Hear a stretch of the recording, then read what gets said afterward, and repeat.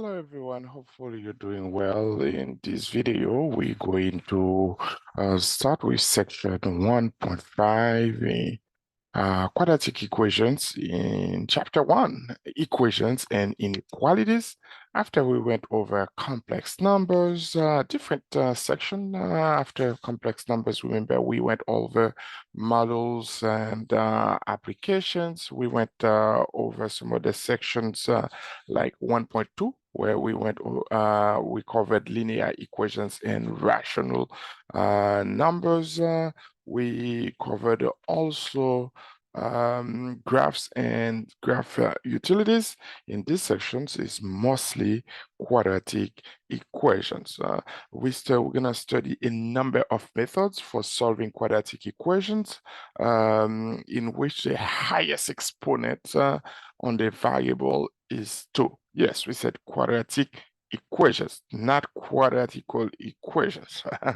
So we're going to use some techniques like solving quadratic equations by factoring, or we're going to use the square roots property or completing the square properties. We were going to use also the quadratic formula. I like to call this one our backup plan. Factoring is the easiest one, but our backup plan to make sure that we get the correct answer without any doubt, because it's a formula. It's quadratic equations we can use. We're going to use the discriminant to determine the number and type of solutions. We're going to determine the most efficient method to use when solving a quadratic equations.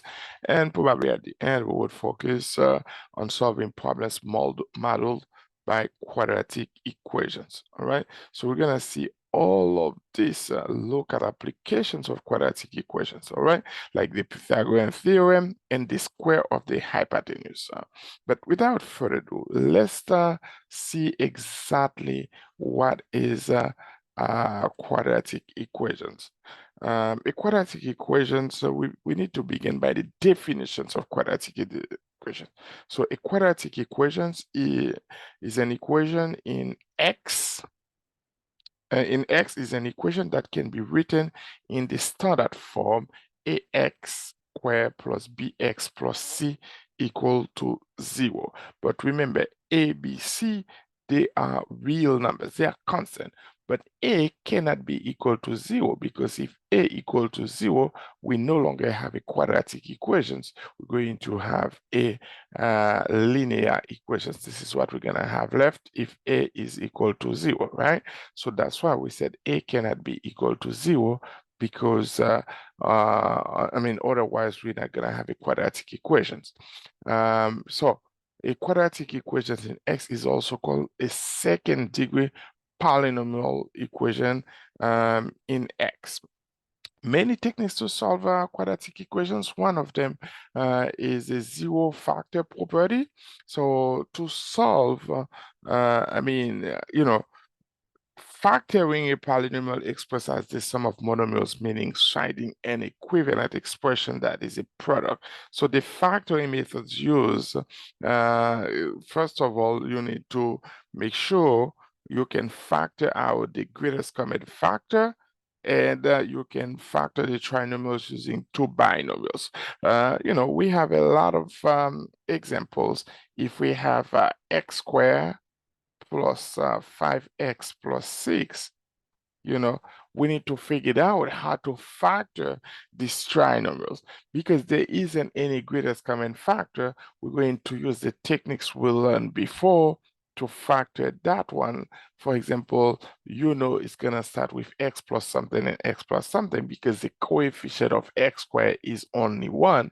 But find two numbers when you multiply give you 6, when you add give you 5, is x plus 2 and x plus 3, because 2 times 3 is 6, 2 plus 3 is 5.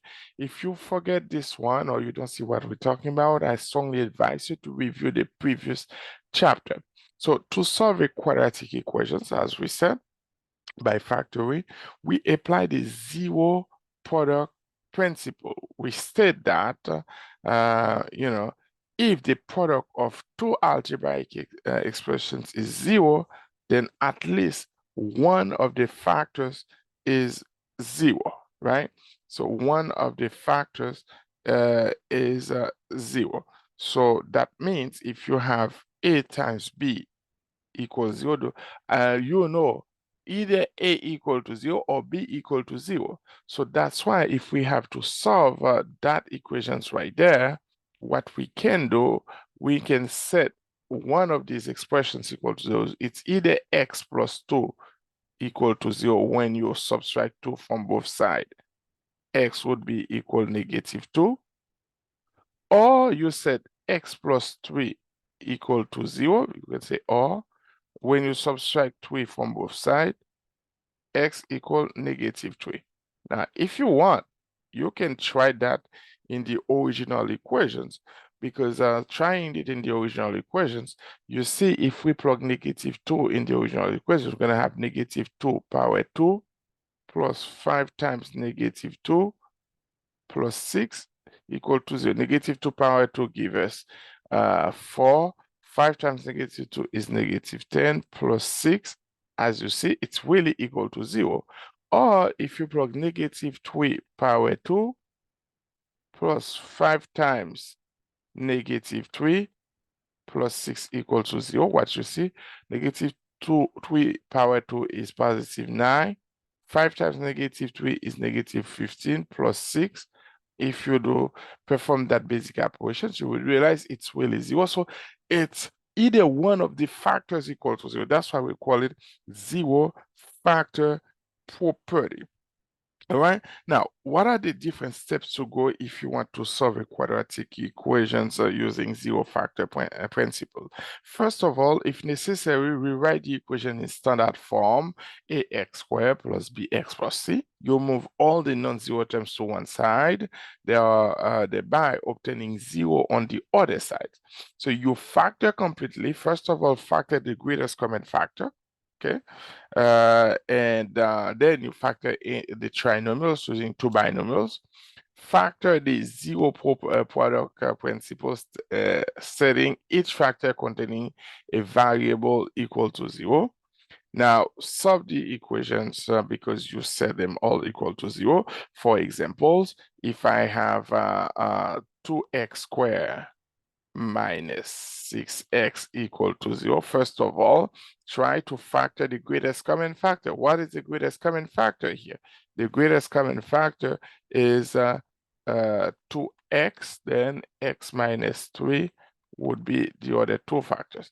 As you can see, not all the time a quadratic equations will have three terms.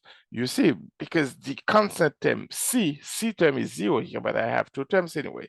I'm focusing mostly on the degree 2, because the highest degree is 2. That's why I call it quadratic equation.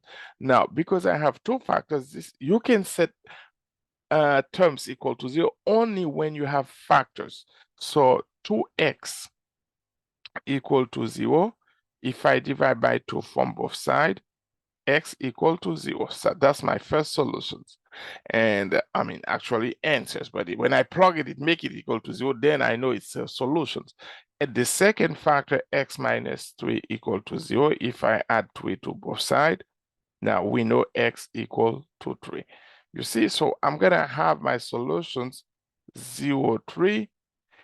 If I plug 0 in this equation, left side will be equal to right side. If I plug 3 in these equations, original equations, left side would be equal to right side. So we said you solve any after you factor, then you always need to check your solutions in the original equations to make sure left side equal right side. Can we do an examples? At this point, you're gonna have a real examples right here. First of all, make sure you move all your terms to one side and set the equations equal to 0. For examples here, we can do 3x. If I subtract x, if I subtract 9x to both sides, I end up having 3x squared minus 9x equal to 0. It's very important that you set your quadratic equations equal to 0 unless you use a square roots property. But that's something we're going to talk about a little bit later. So as we said, the first step on doing this, because we need to go step by step, all right, to solve this equation. So because the first thing we do in solving this equation, we move up all non-zero terms to one side and obtain 0 on the other side. So all non-zero terms are all must be on one side. So now, because we have only 3x squared minus 9x equal to 0, we can factor out, because we need to factor out the GCF. What is the GCF here? Yes, GCF at this point, the GCF at this point is 3x. Now we have x minus 3 left. Now you set each of them equal to 0, because after you factor out 3x from the two terms on the left side, now we set each factor is equal to 0 and solve the resulting equation. So we said if you divide both sides by 3, so you see x equal to 0. Now let's do for the second one as well. X minus 3 equal to 0. Add 3. X equal 3. All right. So if you see this one that way, that you need, because we have both so answers now, if you want, you check the answers in the original equations. But of course, if you plug 0, 3 times 0 square equals 0, 9 times 0 equals 0. So you know left side will be equal to right side. So when after you do that, all you need to do now is to make sure that you set the solutions with S, like you use bracket 0, 3 is our solutions. Okay, that's the first examples. Now, if we try to do the second examples here, first of all, we need to make sure the 1 is in the other side. We really need to move all non-zero terms to one side, so we subtract 1 from both sides. So we're gonna have 2x squared plus x minus 1 equal to 0. Now, different techniques of factoring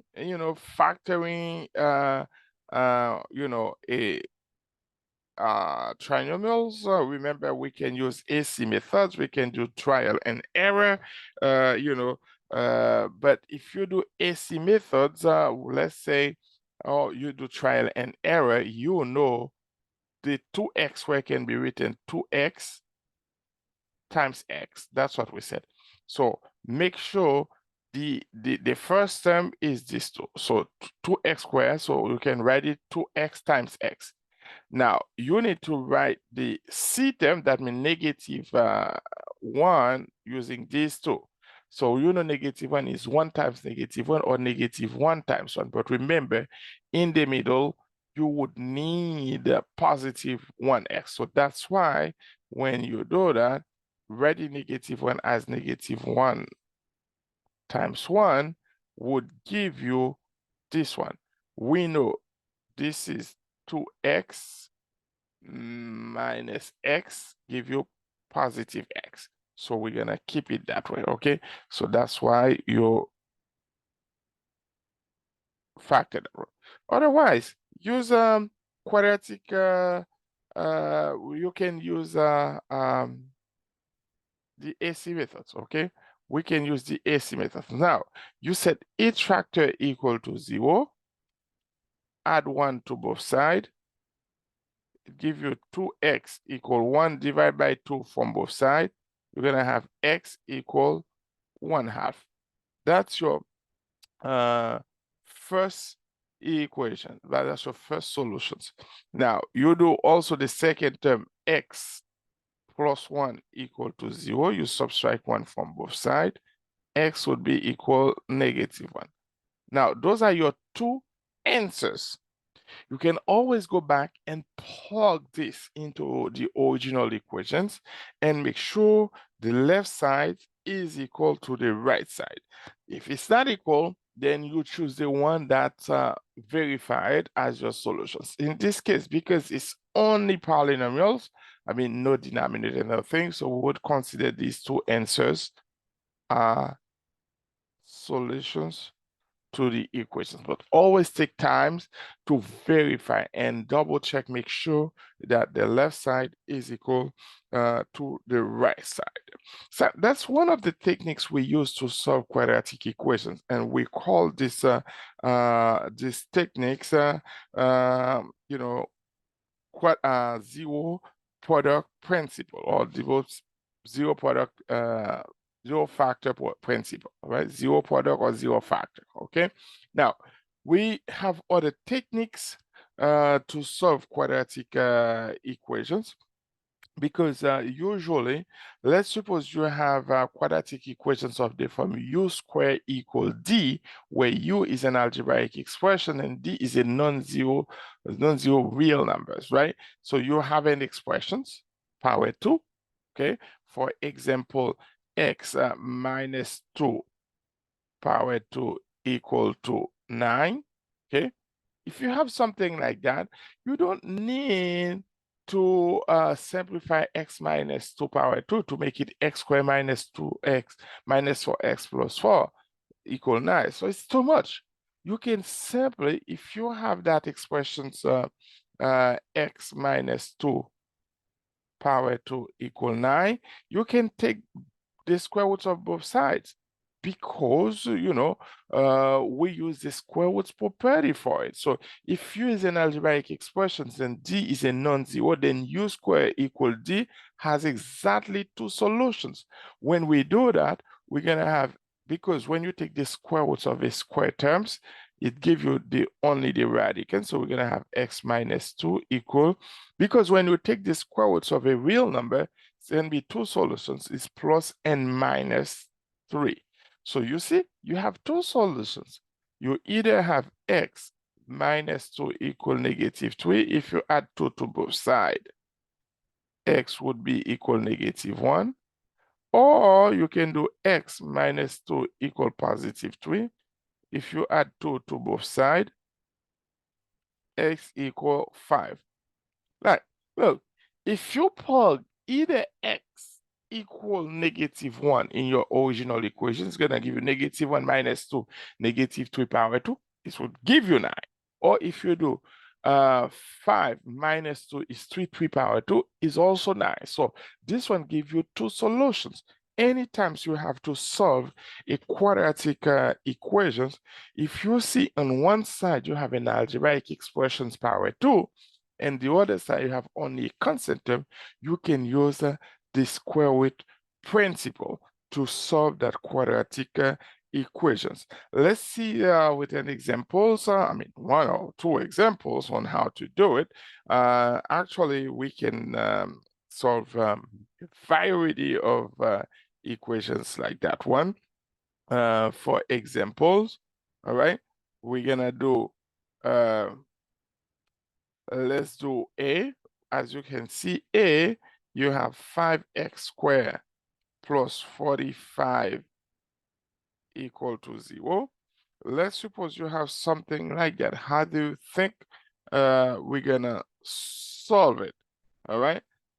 First of all, we need to make sure, because we don't have the x term in the middle, so we can simply subtract 45 from both sides. You see that we like to say, oh, bring everything to the same side and factor. But if you want to factor, look, I'm gonna factor to show you. We do 5. If you factor 5, the greatest common factor, what you have left, x squared plus 9 equal to 0. Remember, 5 equals 0, or you only to say 5 equal to 0 because it's a real number. All you have to do here is divide both sides by 5. You know, this 5 would be gone. The 0 divided by 5 is 0. So you only have x squared plus 9 equal to 0 9. if you subtract 9 from both sides, you're going to have x squared equal negative 9. Now, before section 1.4, we were going to say no real number solutions. But after we do complex numbers, we realize you can take the square roots of both sides, right? If you take the square roots of both sides, what would be x plus and minus 3i? So you know solutions for this one would be minus 3i and 3i. If you still don't see what we do to solve an equations using, using complex numbers, because when you have a square terms, okay, equal to a negative number, you have two options. You either say no real number solutions, or you can find a complex or imaginary solutions, right? Now, let's suppose we go with B. For B, it says 3x squared minus 21 equal to 0. What you can do here also is factor 3, right? We have x squared minus 7 equal to 0. Because when you have x squared minus 7 equal to 0, first of all, if you divide both sides by 3, you're going to have only x squared minus 7 left. Now, if you add 7 to both sides, you're going to have x squared equal to 7. Now, realize 7 is not a perfect square. What you need to do when you take the square roots from both sides, you would end up having x equal plus and minus square root of 7. It's better you leave it as is. Do not express it into decimal unless they ask you to express it in decimal. If not, leave it as plus and minus square root of 7. So we can state the solutions: negative square root of 7 and square root of 7. Never forget, you can go back in the original equations to plug those numbers to verify if it would be the same. If you go with C, you have x plus 5 power 2 equal to 11. That's what we said. We have an algebraic expressions on one side, okay? When we have an algebraic expressions on one side, we can simply apply the square root property. So what we do, we take the square roots of both sides like this and like this. On the right, because 11 is not a perfect square, it's gonna stay as is, but we have x plus 5 equal plus and minus square root of 11. If you don't see why we said plus and minus, I strongly advise you to go back and review the previous sections we cover in this chapter. All right. Now, if you subtract 5 from both sides, we end up having x equal negative 5 plus and minus. When we say plus and minus, that means we have two solutions. One solution would be the negative, and the other solutions would be the positive. Okay?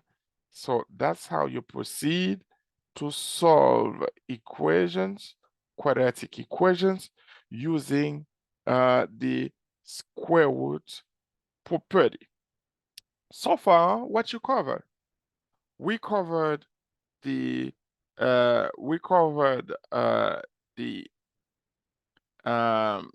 the zero factor property and the square root property. Remember I said we have a variety of techniques we can use. So the third one we can use in this section is the completing the square. Completing the square is a little bit tricky, but we like it because, some perfect square trinomials like a squared plus 2ab plus b square, or a square minus 2ab plus b square, come into two forms in which the coefficient of the middle term is positive in one, in which the middle term is negative, as you can see. So either you have a square plus 2ab plus b square, you can rewrite it as a plus b power 2, or you have a square minus 2ab plus b squared, you can write it a minus b power 2. That's what we call, that's the reason why we're gonna use completing the square to convert some trinomials in terms of the square of the sum of difference in order to get to a square root property. So if x squared plus bx is a binomial, then half of b power 2, which is the square of half of the coefficient of x, a perfect square trinomial will result in this one. So we can add b square, right? We can add b square to this one. But what we mean by that, I'm gonna go further without going all through all of this.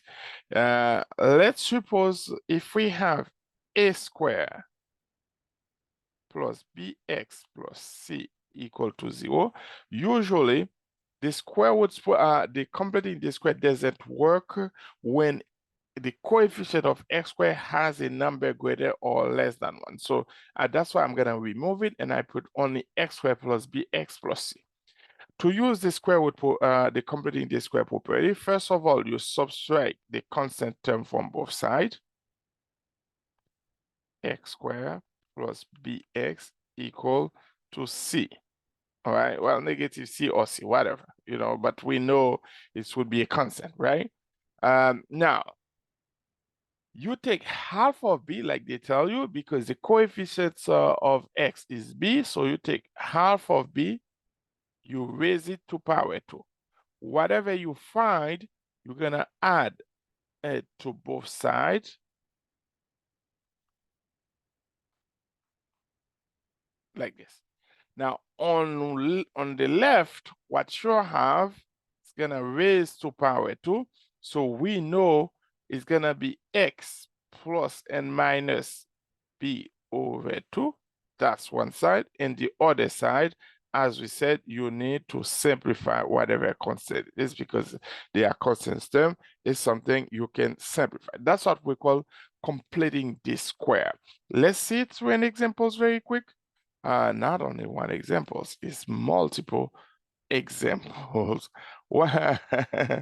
So I believe we're gonna go very quick on these examples because one thing we said about this one, we said which term should be added to the binomial so it's become a completing the square. Look at A. What would you say for A? Which term you should add to the binomial to make it completing the square? Something very easy to see because we said take the coefficient of b, okay? What is the coefficient of b in A? Yes, 6. Well, remember you take, for this one right here, for A, you take, remember is b power 2 like this, so you're gonna take 6 over 2 power 2, that gives you 3 power 2 is 9. To make it this one a perfect square, you need to rewrite it as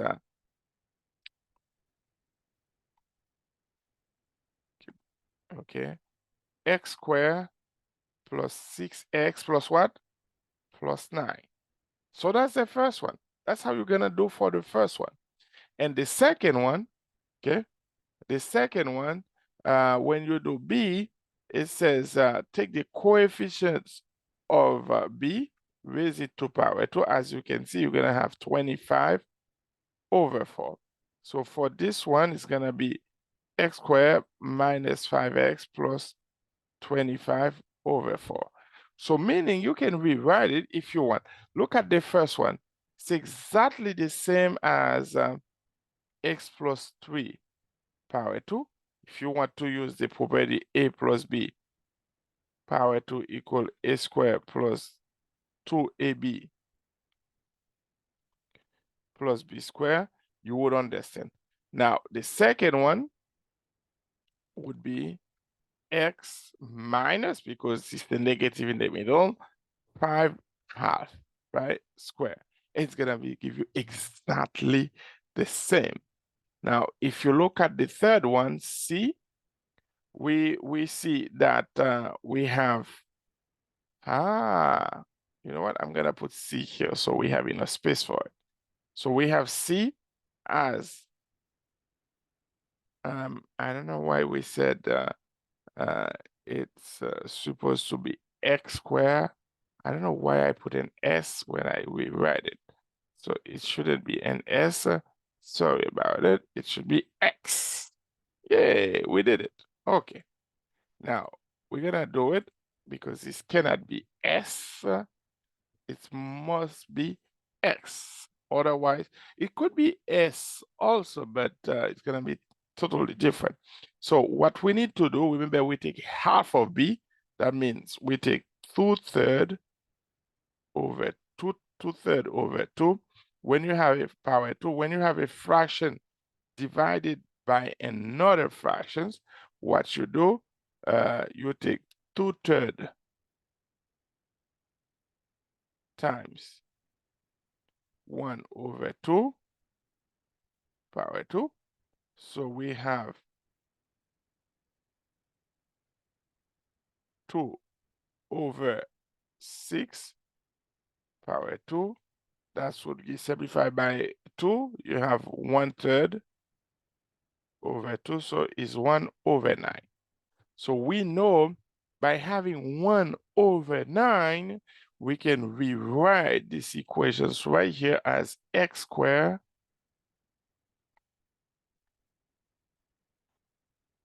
plus 2/3 of x plus 1 over 9.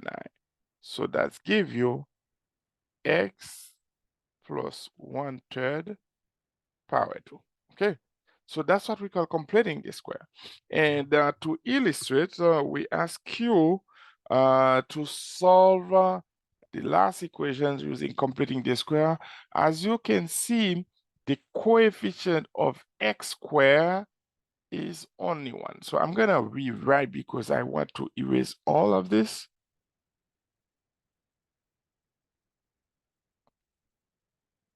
Okay, now let's do it.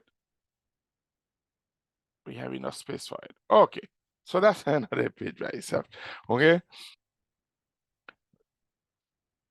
let's see what we do. First of all, remember in this one right there, we have A equal 1, B equal 4, C equal -1. So if you do B over 2 power 2, that means 4 over 2 power 2 is 2 power 2 is 4.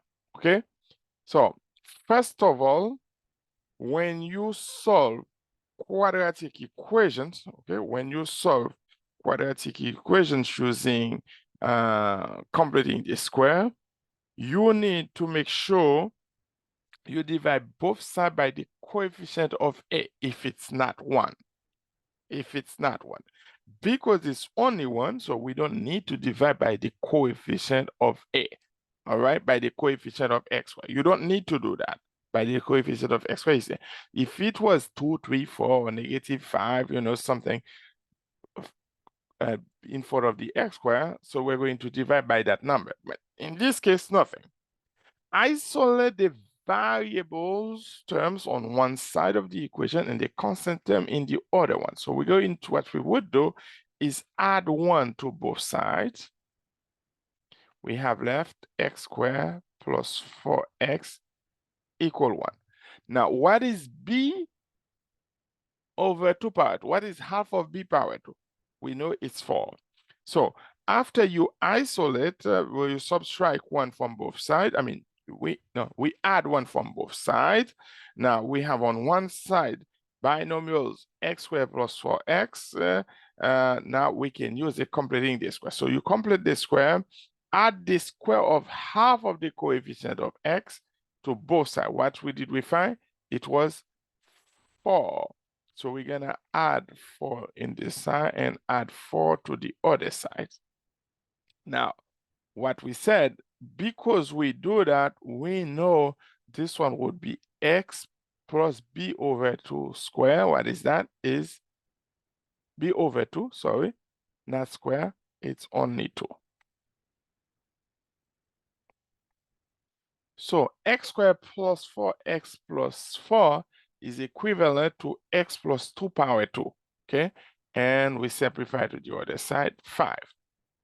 Go back to something you are familiar with, square root principle. So with the square root principle, all you need to do, take the square from both sides. You take the square from both sides. So it gives you on one side x plus 2 equal to plus and minus. Okay. So it's going to give you plus and minus all of this. Hold on, I need to erase. Yeah. Hey, what I'm doing.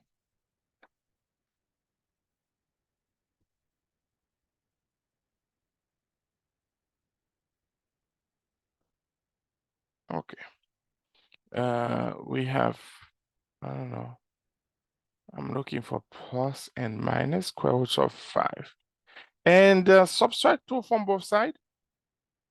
We have x equal -2 plus and minus square roots of 5. Why we said plus and minus square root of 5? Remember, we covered this one already.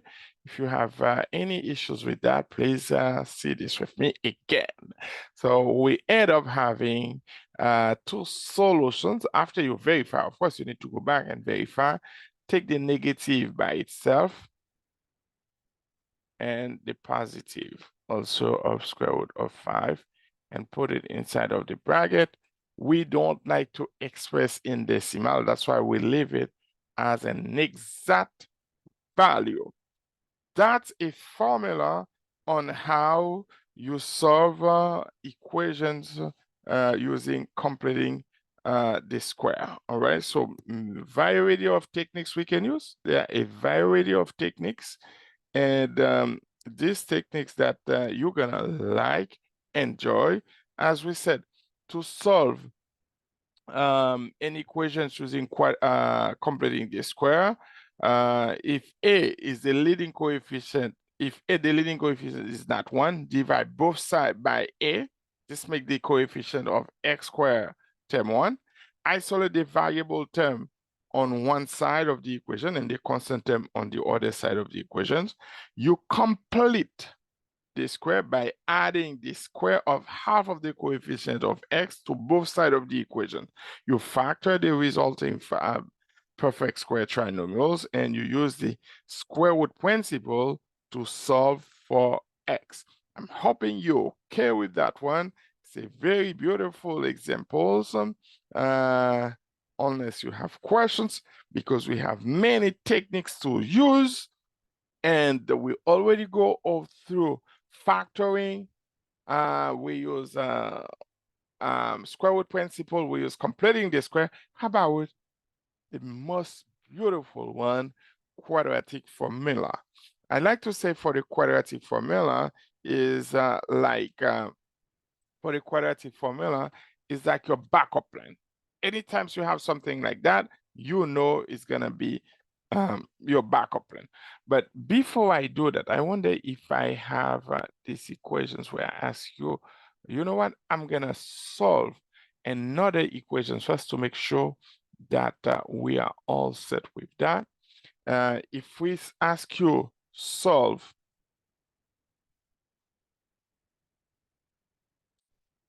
using completing the square,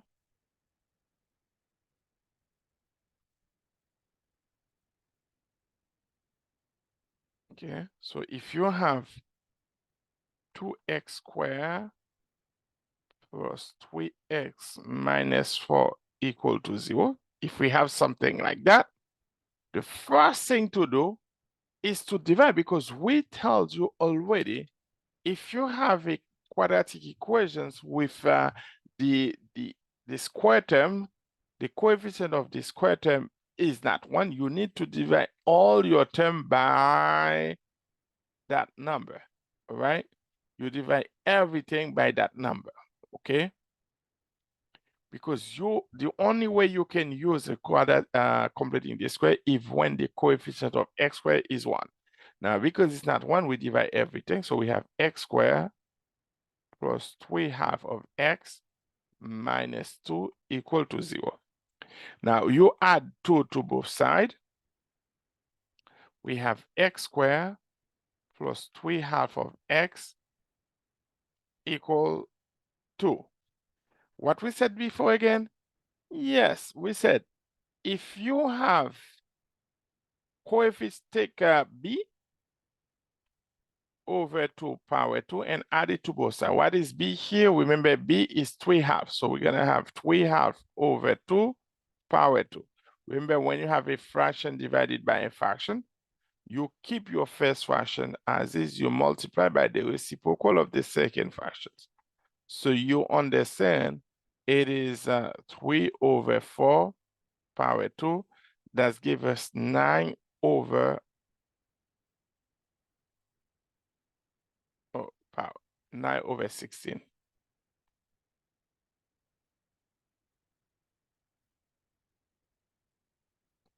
Okay, so now we have 9 over 16 because after we isolate, and now we need to complete the square and add half of the coefficient of x to both sides. You see here, we're going to add 9 over 16. In the other side, 9 over 16. Okay, what you do, we know this one would be power 2. That means x plus, because the coefficient of of x is positive, then we use plus sign. If it's negative, we use negative sign. So it's gonna be only 3/4, and in the other side, simplify. 2 plus 9 over 16, multiply both sides by 16. Okay, so you have 32 plus 9 over 16. If I'm correct with that one, right? Is it something I can say we correct? What is this one? Would you agree? It's 41 over 16. So on this side, we're going to have 41 over 16.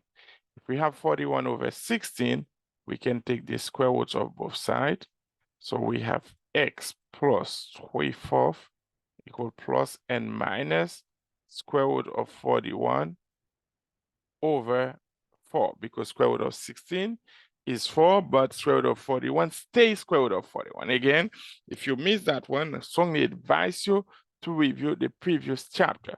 When you add 3/4 to both sides, what you're gonna find, add 3/4 to both sides.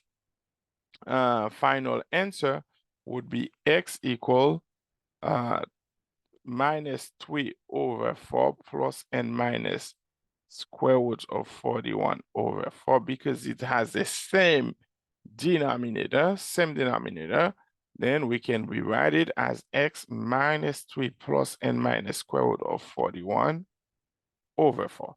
Two solutions, minus 3 minus square root of 41 over 4, minus 3 plus square root of 41 over 4, our two beautiful solutions. All right. Now you see how that's worked, because I wanted to make sure you remember when you solve quadratic equations using completing the square, it's not all the time the coefficient of x squared would be equal to 1. If it's not equal to 1, you need to divide each term by the coefficient of x squared, okay? Or we can say divide by a. All right. Other techniques is solving quadratic equations using the quadratic formula. We can use the methods of completing the square to derive a formula that can be used to solve all quadratic equations, right? So we have a lot of techniques, but the formulas that you see here, we call it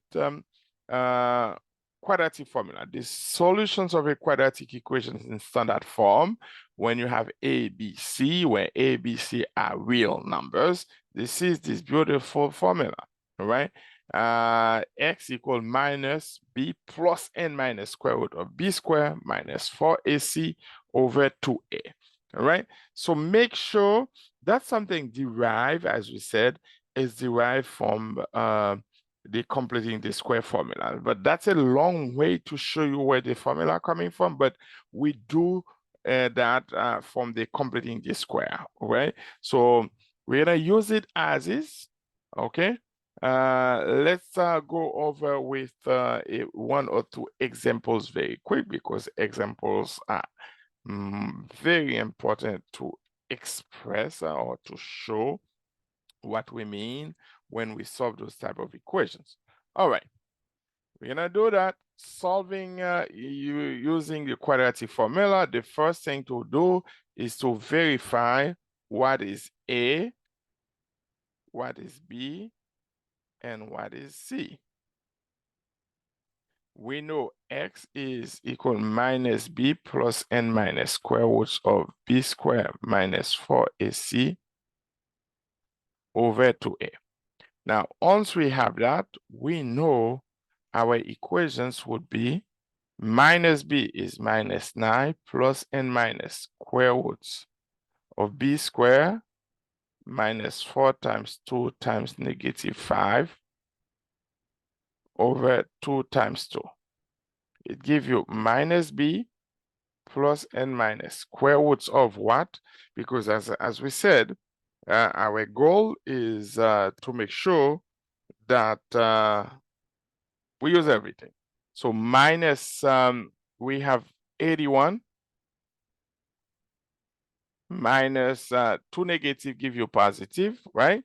We're gonna have, remember we have 4 times 2 is 8 times, that's 40, right? Over 4. It gives us negative 9 plus and minus. Now we need to know what is 81 plus 40. Maybe you know it's square roots of 121 over 4. What is square root of 121? Square root of 121 is you know, plus and minus 11 over 4. Okay. Notice that right there, if I do like this, need more space, okay? Notice right there, we have x, two solutions where x equal negative 9 minus 11 over 4. That gives us negative 20 over 4. That gives us negative 5, first solutions. And we have x equal negative 9 plus 11 over 4. So 11 minus 9 is 2 over 4. That gives us 1/2. Second solution. So we can conclude, okay, we conclude that our solution is negative 5 and 1/2. Okay, and that's it. This is it. All right. Now that we have this one as a solutions, we can continue with the second one. All right, we can continue with the second one. Feel free to stop and review what we just said. Just in case, if we do the second equations, in this case, let's do the second one. First of all, remember we do quadratic equations. That means A is 2, B is 2, C is negative 1. So if we do x equal minus b is minus 2 plus and minus square roots of 2 square minus 4 times 2 times negative 1 over 2 times 2. So the top one minus 2 plus and minus square roots of 4 plus 8, right, over 4. That's our second examples. Now, what you need to see here is negative 2 plus and minus square roots of 12 over 4. Remember, in 12, you have a perfect square. What's a perfect square again? Because if I have square roots of 12, it's the same thing saying square roots of 4 times 3. It's the same thing saying square root of 4 times square root of 3. So square root of 4 is 2. So we can rewrite square root of 12 as 2 square root of 3. So they are equivalent. So you agree, we're going to write negative 2 plus and minus 2 square root of 3 over 4. Now, other things I can see here, I can factor 2 in the top one. So because I can do 2 times negative 1 plus square root of plus and minus square root of 3 over 2 times 2, because 4 is 2 times. So if we cancel these 2, we have negative 1 plus and minus square root of 3 over 2. So two solutions. One is negative 1, too far, right? Plus and minus, oh, no, not plus and minus. Two solutions. Minus square root of 3 over 2 minus 1 plus square root of 3 over 2. Our two beautiful solutions, right? Our two beautiful solutions. Now, the last one, we can still try, because as I said, we have more than one equations.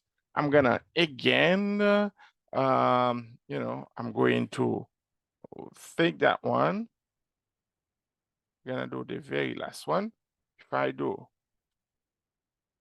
first of all, let's erase. Okay, and I'm going to move these two. Okay, for the C1, C. Feel free to stop and review the previous examples also make sure you get it correct. As we said, A is 1, B is negative 2, C is 2. Using these equations, we're going to have minus 2 plus and minus square roots of B squared negative 2 power 2 minus 4 times 1 times 2 over 2 times 2. Top one gives us negative 2 plus and minus square root of 4 minus 8 over 2 times 1.